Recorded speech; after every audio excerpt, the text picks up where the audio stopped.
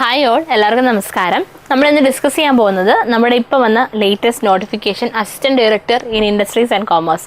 അതിലെ നമുക്ക് ആ സിലബസ് നമ്മൾ കണ്ടതാണ്. നമുക്ക് ബേസിക് ആയിട്ട് electrical engineering, civil engineering, mechanical engineering, പിന്നെ കുറച്ച് MBAയുടെ പോർഷൻസും ആണ് നമ്മുടെ സിലബസിലുള്ളത്.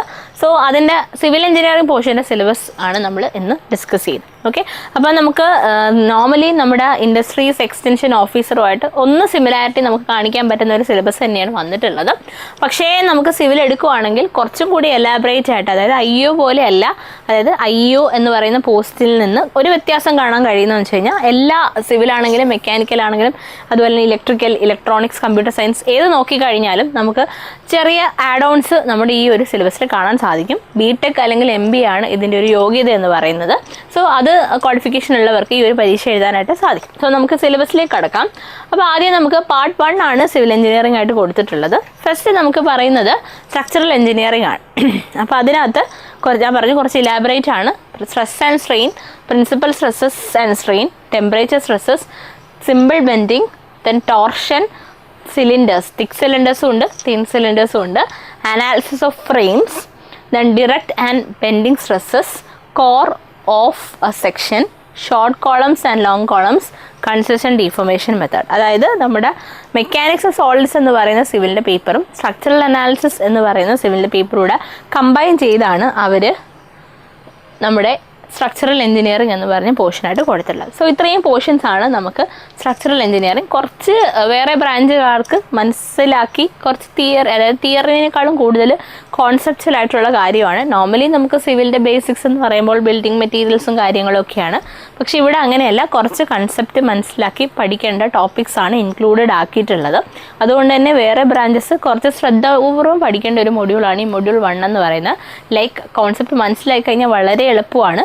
പക്ഷേ അത്രയും ബേസിക് ലെവലിൽ കോൺസെപ്റ്റ് മനസ്സിലാക്കിയതിന് ശേഷം നമുക്ക് ആ ഒരു തിയറി മനസ്സിലാക്കി ഫോർമുലാസ് ഒത്തിരിയും കട്ടി ക്വസ്റ്റ്യൻസ് വരത്തില്ല. എന്നിരുന്നാൽ കൂടിയ കോൺസെപ്റ്റ് മനസ്സിലാക്കിയാൽ പോലെ നമുക്ക് സിമ്പിളായിട്ടുള്ള തിയറി ക്വസ്റ്റ്യൻസ് പോലും അറ്റൻഡ് ചെയ്യാനായിട്ട് സാധിക്കുള്ളൂ. ഇനി ജിയോ ടെക്നിക്കൽ എഞ്ചിനീയറിംഗ് ആണ് അടുത്ത പാർട്ട് എന്ന് പറയുന്നത്.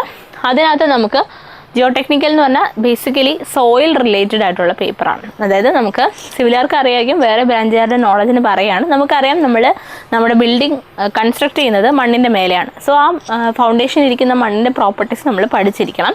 അപ്പോൾ അതിനകത്ത് മണ്ണിന് നമ്മളൊരു 3 phase സിസ്റ്റം, അതായത് സോയിൽ, അതിനകത്ത് കുറച്ച് സോളിഡ് ഉണ്ട്, കുറച്ച് ഒഴിഞ്ഞ സ്ഥലമുണ്ട്, കുറച്ച് വാട്ടർ ഉണ്ട്, അങ്ങനെ 3 phase ആയിട്ട് ഡിവൈഡ് ചെയ്യുന്നു.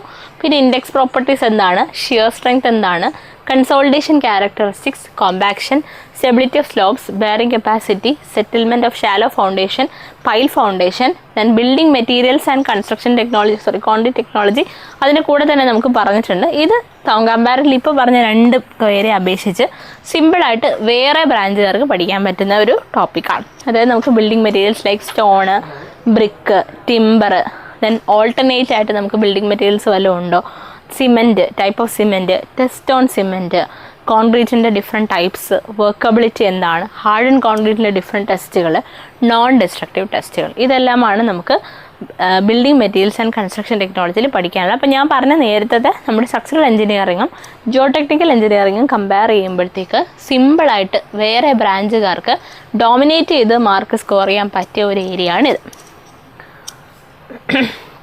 അപ്പോൾ ഇത്രയുമാണ് നമ്മുടെ സിവിൽ എഞ്ചിനീയറിംഗ് എന്ന് പറയുന്ന ടോപ്പിക്ക്. അപ്പോൾ ഞാൻ പറഞ്ഞതുപോലെ 3 പാർട്ടാണ് നമുക്കുള്ളത്: structural engineering, geotechnical engineering, building materials and concrete technology. ഇതിൽ building materials and concrete technology comparatively സിമ്പിളാണ്. ബാക്കി 2ഉം കുറച്ച് കോൺസെപ്റ്റ് മനസ്സിലാക്കി പഠിക്കണം. ജിയോ ടെക്നിക്കൽ എഞ്ചിനീയറിംഗ് കുറച്ച് ട്രിക്കി ആയിരിക്കും, വേറെ ബ്രാഞ്ചുകാർക്ക് കുറച്ച് വിഷ്വലൈസേഷനൊക്കെ ബുദ്ധിമുട്ടായിരിക്കാം. ബട്ട് എന്നാലും നമ്മൾ വളരെ ബേസിക്കലി സിമ്പിളായിട്ടുള്ള രീതിയിലാണ് ക്ലാസ് പ്രൊവൈഡ് ചെയ്യുന്നത്. സോ നിങ്ങൾക്ക് കോൺഫിഡൻസോട് കൂടി ഈ ഒരു എക്സാമിനെ നേരിടാൻ പറ്റും. അതായത് ഒരുപാട് ഡിഫിക്കൽട്ടായിട്ടുള്ള ക്വസ്റ്റ്യൻസ് വരത്തില്ല. ഞാൻ പറഞ്ഞു കൺസെപ്റ്റ് ബേസിക് ലെവലിൽ നിന്ന് മനസ്സിലാക്കി വേറെ ബ്രാഞ്ചുകാർ പഠിക്കാൻ നോക്കുക. സിവിൽ എഞ്ചിനീയറിംഗുകാർ ഇതൊരു ആഡ് ഓൺ ആക്കി എടുത്ത് അവരുടെ സ്ട്രോങ് ആയിട്ടുള്ള ഈ ഒരു ഏരിയാസ് നല്ല വൃത്തിക്ക് പഠിച്ച് ക്വസ്റ്റ്യൻസിൽ നിന്ന് 1 മാർക്ക് പോലും മിസ് ഔട്ട് ആക്കാതെ ബാക്കി ബ്രാഞ്ചസിൻ്റെ സബ്ജക്ട്സിലേക്ക് കോൺസെൻട്രേറ്റ് ചെയ്യുക. Thank you.